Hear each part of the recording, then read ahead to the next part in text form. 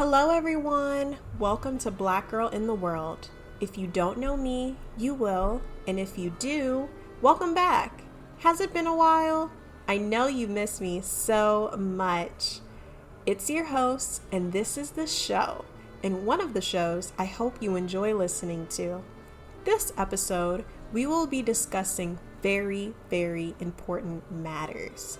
Dating. As if I haven't talked about this topic before.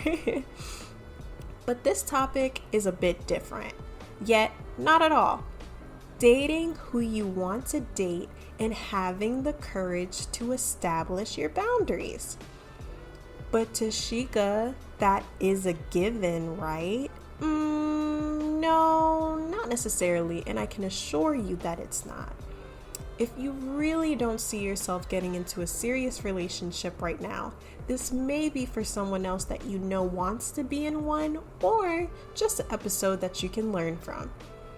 I made this episode because I wanted to share with people that companionship is a great thing, and I also notice the sacrifices we make to make sure that happens in our life. I want to share my little story. It is a story that I suppress sometimes because I don't always recognize that it is an actual issue in my life. Let's dive in. In my little time of dating since 2017 or 2018, I've noticed how I have been treated and how I treated myself. Guy friends and men that I knew have come and gone when they told me that they were not ready for a relationship and could only give me friends with benefits or just to be a friend of mine, but rarely is the friendship even real. Then they would end up in relationships with someone else. I can recall a particular time when I was head over heels for this guy. We talked every now and again, but we were talking to each other and hanging out often. I enjoyed being around him. I wanted to know what he thought about all the time. I just wanted him to be here with me for a long time. Problem was that he had an ex-girlfriend he couldn't stop thinking about and doing things for, even though he said he was hurt from the relationship and wanted to move forward. I felt for him, but I didn't feel enough for myself. As much as I had hoped to have been the lucky woman to get the time he sacrificed, it made me feel even more like crap that I was almost on the verge of begging. While that was going on, I was also reminded by him that he was not dating material and I wasn't able to get that from him. Ouch. He is a good guy though. Good guy. I was sad and he knew I was disappointed. But I kept trucking along until I found my ex, who was and still is a lovely person. After that relationship, I talked to the guy I was head over heels for again to just check up on him and see how life was treating him. And would you believe this man was in a relationship with someone else at the time? Of course, I was a listening ear, so I let him vent about what was going on because I truly wanted the best for him, regardless of who was in his life. But after getting off the phone with him, I just sat still in my seat, hurt, upset, annoyed, disappointed yet again. But I never gave myself the chance to yell at him at the time, to share with him how I felt and what I wanted from our situation. I guess I didn't want to hurt his feelings, you know? But it never stops there. Once I let guy number 1 do that to me, then it was easier on guy number 2, guy number 3, guy number 4, because I was so used to it and I just dealt with it. Now, I'm not entirely blaming them for this happening to me, no. Because I should have realized that he wasn't going to budge even when I shared my feelings and showed who I truly was. He knew I was a good thing, but couldn't see himself dating me anytime soon. I should have stopped at the second conversation.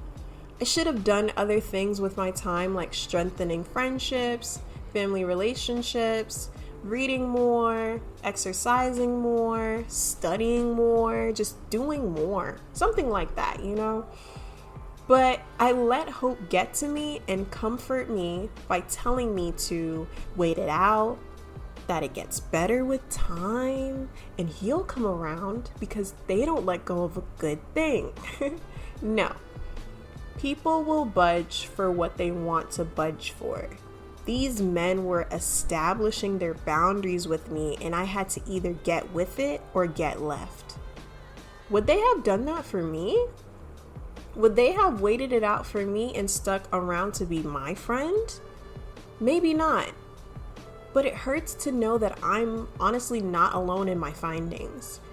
My bestie and I have been sending each other TikToks for the past 4 months now, and they are mainly related to dating because we just want to know what's going on in the dating pool. These days, I'm asking myself why. Just why? TikTok has helped me so much. Yes, it is definitely another place that can spread misinformation, but it has allowed people to share their experiences with little fear, and people in the comments can relate to them. My bestie and I have detailed talks about this, about how we allowed people to come into our space for the sake of enjoying their presence. Even though we don't necessarily want them as friends, it's the second best, right? And we gotta stop doing that. We gotta stop being okay with, because you have the next best thing, you continue the connection with them. If you want that person as your friend and only your friend, good. But be genuine about your friendship with them and stop pretending.